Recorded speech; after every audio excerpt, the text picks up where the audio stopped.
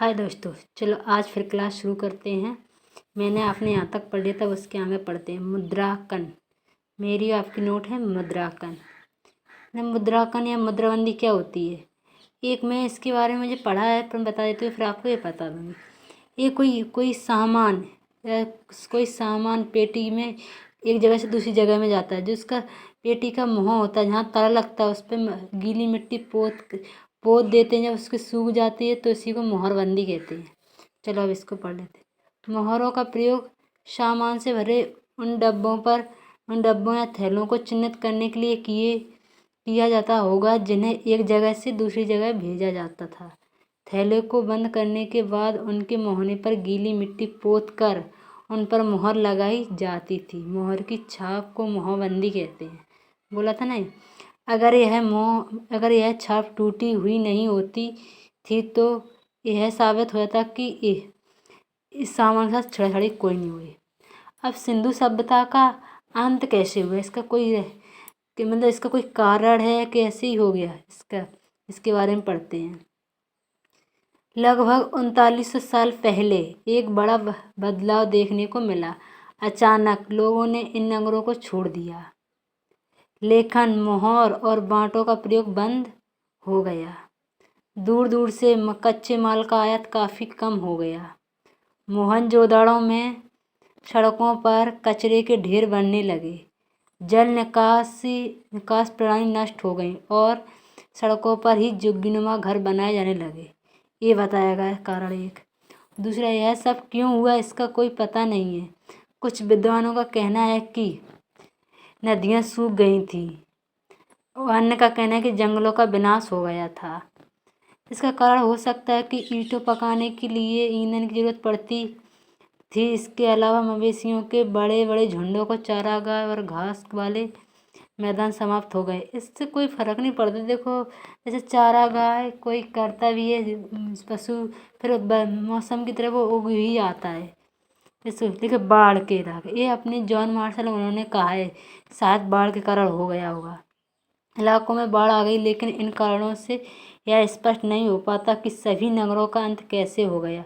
क्योंकि बाढ़ और नदियों के सूखने का असर कुछ ही इलाकों में हुआ होगा।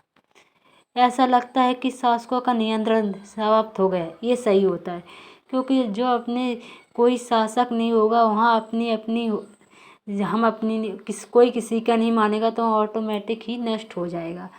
क्योंकि जैसे ही पहले अपनी इंडिया में कोई एक शासक नहीं था, अलग अलग शासक थे, इसलिए तो विदेशी आकर अपने इंडिया में बैठ गए थे। इसी तरह या तो विदेशी आकर आक्रमण करते थे या वो खुद ही नष्ट हो जाएगा। जो भी हुआ हो, परिवर्तन का असर बिल्कुल साफ दिखाई देता है। आधुनिक पाकिस्तान के सिंध और पंजाब की बस्तियां उजड़ गई थी।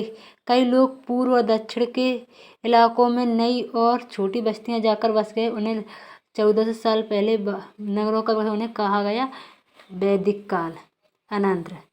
चलो आज मतलब जो अनंतर है, जो अपने विषय, आज मम्मी के बारे में पढ़ेंगे। मम्मी क्या होती हैं? नील नदी के आसपास वाले इलाके को छोड़कर मिस्र का अधिकांश भाग रेगिस्तान से भरा है। लगभग 5000 साल पहले मिस्र में शासन करने वाले राजाओं ने सोना, चांदी, हाथी दांत, लकड़ी और हीरे जवाहरात लाने के लिए अपनी सेनाएं दूर दूर तक भेजी। इन्होंने बड़े बड़े मकबरे बनवाए, जिन्हें पिरामिड के नाम से जाना जाता था। राजाओं के मरने पर उनके शवों को इन्हीं पिरामिडों में दफनाकर सुरक्षित रखा जाता था। इन शवों को ही मम्मी कहा जाता था। अब आगे समझ में मम्मी क्या होती है? उसी को कहते हैं जो बड़े बड़े मकबरे बनाते हैं अपने यहाँ। मकबरे कहते हैं उन्हें, पिरामिड कहते हैं। पिरामिड के अंदर जो दफनाए गए इंसान होते हैं मम्मी कहते हैं। उनके शवों के साथ और भी अनेक चीज़ें दफनाई जाती हैं। मतलब उनका पुनर्जन्म का वो था कि हाँ, अगले जन्म में भी वो मरने के बाद भी जीवन होता है, जैसे अपने पाषाण काल में था। क्योंकि पाषाण काल में महदा और दमदमा में ऐसे साक्ष्य मिले हैं, और मेहरगढ़ में तो एक इंसान के साथ बकरी को दफनाया गया। और जम्मू कश्मीर का है वो बुरज़ोम में इंसान के साथ कुत्ते का दफनाया गया। ऐसे ही बकरी को इसलिए दफनाया गया क्योंकि वहाँ के मरने के बाद ही जीवन होता है, तो वहाँ बकरी खाने के लिए होता है। और इसी पहाड़ काल में दमदमा और मेहदा में भी ऐसे साक्ष्य मिले हैं कई।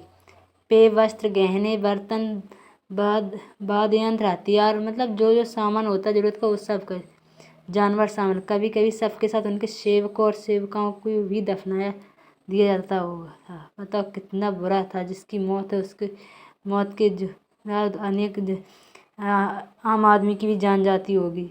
दुनिया के इतिहास में शवों को दफनाने की परंपरा को देखते हुए मिस्र में सबसे ज़्यादा धन दौलत खर्च किया जाता था। क्या तुम्हें यह मान? Thank you very much.